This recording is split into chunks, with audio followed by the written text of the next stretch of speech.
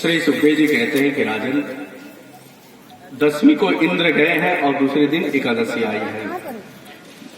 नंद बाबा एकादशी का व्रत करते थे और वो एक प्रातः काल का समय जान करके रात्रि काल में मध्य रात्रि के समय स्नान करने चला गया। जमुना जल में जो ही डुबकी लगाई है, वरुण देव के जो दूत हैं ये उसको बंदी बना करके ले गया, वरुण लोक ले गया। और इधर जो उसके साथ गया था सब लोग घबरा गए कि बाबा डूब गए, जल में बाबा डूब गया। सभी लोग आकर के सूचना दिए हैं कन्हैया को कि महाराज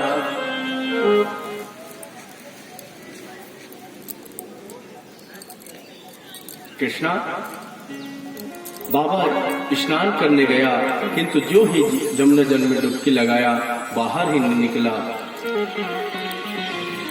और फिर इस प्रकार की सूचना पाकर के कन्हैया गया है, जमुना जल में डुबकी लगाया और सीधे पहुंच गए वरुण लोक। जा करके देखा तो नंद बाबा को बंधन में बांध के रखे थे। कौन? वरुण जी। और भगवान को देख करके वरुण जी स्तुति करने लगा और स्तुति किए हैं। फिर वरुण जी ने पूछा कि प्रभु आपका आगमन कैसे हुआ? आपके आगमन से हम धन्य हो गए हैं, वरुण लोग धन्य हो गया, पवित्र हो गया, किंतु प्रभु आपके आने का कारण क्या है? तो भगवान कहता है, कृष्ण कहता है कि आप हमारे स्वागत करते हो और हमारे पिताजी को बंधन में बांध के रखे हो। तो वरुण जी घबरा गए। कौन आपके पिताजी? बोलते हैं जो बंधन में बांध के रखे वही तो हमारे पिताजी हैं। वरुण जी घबरा गया और फिर भगवान से क्षमा याचना की, प्रभु गलती हो गए हैं, क्षमा कीजिए, हमें पता नहीं था कि आपके पिताजी हैं। क्यों? कि भगवान तो सबके जगत पिता है और उसके भी कोई पिता होंगे, तो जगत पिता है। ये तो इस श्लोक में भगवान ने प्राकट्य हुआ है, इसलिए उसके संबंध बने हैं। भगवान से इसलिए कहते हैं कि आप उनसे संबंध बना लीजिए, कोई भी कैसा भी संबंध बनाइए, आप भगवान से आप जरूर नाता जोड़ लीजिए। और भगवान उसी नाते रिश्ते को निभाते भी हैं, प्रेम के नाते।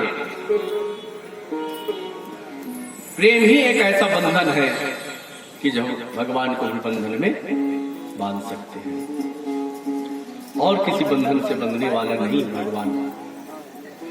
प्रेम से ही भगवान रिझ जाते हैं। वरुण जी भी कहते हैं कि प्रभु यद्यपि गलती हमारी, कुछ गलती हमारी है, किंतु इसमें कुछ गलती इनकी भी है। क्यों? क्योंकि रात्रि काले स्नान नहीं करनी चाहिए, मध्य रात्रि में स्नान करना नहीं चाहिए। उस समय नंद बाबा प्रातः काल का समय जान करके, ब्रह्म मुहूर्त का समय जान करके स्नान करने चला गया था।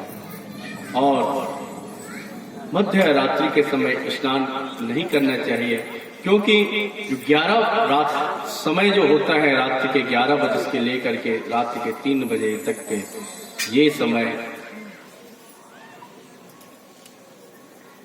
भगवान जो जलदेव है वो विश्राम करते हैं, और किसी के विश्राम में विघ्न बाधा नहीं डालनी चाहिए।